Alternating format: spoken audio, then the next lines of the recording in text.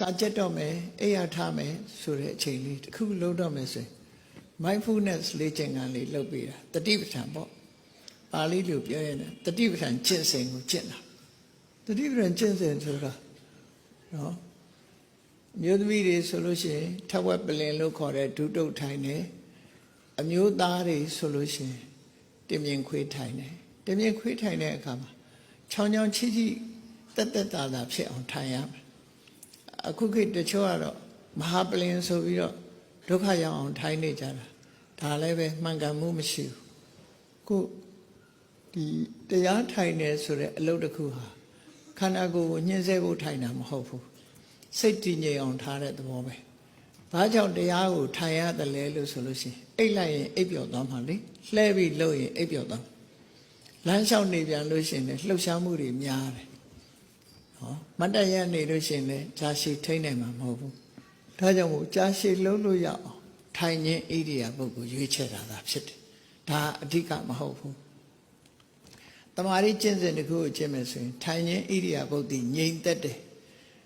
အိတ်ချင်းဣရိယာပုဂ္ဂိုလ်ကသူ့ရဲ့ပုံငြိမ်သက်တယ်သို့တော့အိတ်ချင်းဣရိယာပုဂ္ဂိုလ်လဲလျောင်းခြင်းဣရိယာပုဂ္ဂိုလ်နဲ့အားထုတ်လိုက်ရင်မကြခင်အိပ်ပျော်သွားမှာသူဟာအဲ့ဒါကြောင့်မို့လို့အဲ့ဒီဟာကဝီရိယအားနည်းလွန်အားကြီးသည့်အတွက်ကြောင့်ဝီရိယနဲ့တမာရီမမျှဘူးဆိုပြီးထိုင်တဲ့ဣရိယာပုဂ္ဂိုလ်ယူရထိုင်တဲ့ဣရိယာပုဂ္ဂိုလ်ကြိုးစားလွန်တာလည်းမဟုတ်ဘူးစိန်ခံလွန်တာလည်းမဟုတ်ဘူးအလယ်လက်မစ္စည်းမပฏิပဒါဣရိယာပုဂ္ဂိုလ်ဖြစ်တယ်ထိုင်နေတာဟာအလယ်အလတ်ဖြစ်တယ်နော်အိတ်လိုက်လို့ရှိရင်အိပ်ပျော်သွားမယ်လဲလိုက်ရင်အိပ်ပျော်သွားမယ်မတ်တရက်နေတာတို့လမ်းလျှောက်တာတို့ကြတော့လှုပ်ရှားမှုတွေများနေကြတယ်အဲ့ဒါကြောင့်မလို့ထိုင်ခြင်းဣရိယာပုဂ္ဂိုလ်ရွေးတာအကြောင်းသူအကြောင်းနဲ့သူရှိတယ် reasonable ဖြစ်တယ် logical ဖြစ်တယ်တရားထိုင်တယ်ဆိုတာဟာဒါကြောင့်မို့အမျိုးသမီးတွေဆိုလို့ရှိရင်ထဝက်ပလင်ဒါလည်းအကြောင်းရှိတယ်ထဝက်ပလင်ထိုင်ရတယ်အမျိုးသမီးတိုင်းထိုင်တယ်နောက်ပြီးတော့အမျိုးသားတိုင်းထိုင်မယ်ထိုင်ပြီးတဲ့အခါမှာမိမိဘယ်လက်ပေါ်မှာ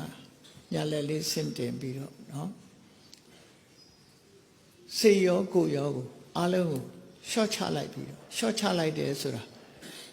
တင်းရှင်းနေမဖြစ်အောင်ခဏရှော့ချလိုက်ပြီးမိမိရဲ့စိတ်ကိုတာသီဝဘက်ကို focus လုပ်အောင်အဲ့ဒီဘက်ကိုဥလှည့်ထားပြီးအသက်ကလေးကိုမှန်မှန်ရှူပြီးရှူသမျှလေလေးဟာနှာသီးပြားလေးမှာထိလိမ့်မယ်အဲ့ဒီထိနေတာထိတဲ့အချိန်လေးကိုပဲထိမှန်းသိတာလေးကိုပဲအာရုံစိုက်ရစိုက်ထုတ်လိုက်လို့ထိတာရဲ့ရှူသွင်းလိုက်လို့ထိတာရဲ့အဲ့ဒီထိမှုသိမှုဒါလေးတော့ပဲအာယုံစိုက်ပြီးတော့တခြားအာယုံတွေကိုဘေးမရောက်စေပဲနဲ့လေလေးထိတာလေးကိုပဲလိုက်ပြီးတော့ရွတ်ဆိုစရာမလိုဘူးလိုက်ပြီးရွတ်ဆိုစရာမလိုဘူးစင်စက်မပြတ်သိနေအောင်ကြိုးစားခြင်းဟာ mindfulness လို့ခေါ်တယ်ပေါ့အဲ့ဒီ mindfulness အလုပ်ဟာစာကြက်တဲ့အခါမှာလည်းများစွာအထောက်အကူဖြစ်မှာဖြစ်တယ်ကျမ်းမာရေးအတွက်လည်းများစွာထောက်ကူဖြစ်မှာဆိုလို့ဒီကနေ့ခေတ်မှာအလုတ်ခွင်ဝင်ညမဲ့အလုတ်သမားတွေတောင်မှပဲအနောက်တိုင်းတွေမှာခေတ်စားနေတယ် mindfulness ကို7 မိနစ်ဖြစ်စေနိုင်ဝက်ဖြစ်စေလုပ်တယ်ဆိုတာဖြစ်တယ်အဲ့ဒီပို့ပြီးတော့လုပ်တဲ့အခါကျ mindfulness based stress reduction ဆိုတာလူတွေဟာအလုတ်ပင်ပန်းလို့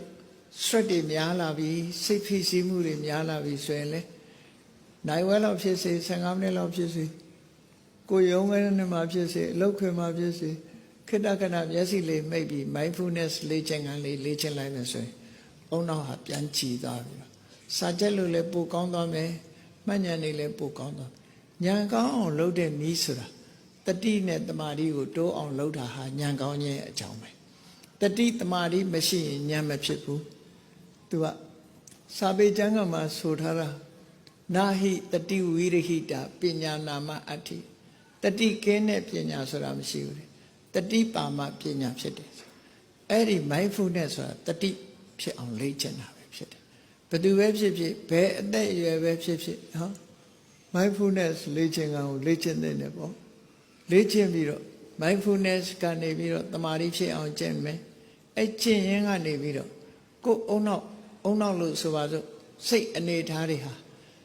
ရှင်းလင်းသွားပြီးစိတ်တွေဟာကြည်လင်းလာပြီဆိုတော့မှစာကြက်မယ်တခုလုံးမယ်ဆိုလို့ရှိရင်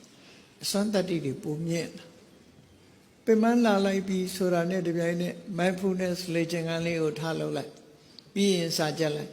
ဆေးတွေတော့မတောင်းနဲ့ဆေးတောက်ရင် side effect ကအမတန်မှဆိုးသွားတယ်ရုပ်ကိုကုစားတာဖြစ်တယ်ဆေးကစိတ်ကိုလှုပ်တာမဟုတ်ဘူးရုပ်ကိုထိခိုက်သွားတယ်ဆိုလို့ရှိရင်စိတ်ပါလမ်းမှာမဟုတ်ဘူးဒါကြောင့်မို့မအိတ်ချင်တဲ့ဆေးတွေတောက်ပြီးလှုပ်တာဟာမှားရွံ့တယ်ခန္ဓာကိုယ်ထိခိုက်ပြီးနောက်ဆုံးမှအုံနောက်ပါထိခိုက်သွားတယ်ဒါကြောင့်မို့ mindfulness လေ့ကျင့်ခန်းကိုစမ်းသပ်ကြည့်အသိဉာဏ်တွေတိုးတက်လာအောင်တတိဆိုတာမွေးမြူရတယ်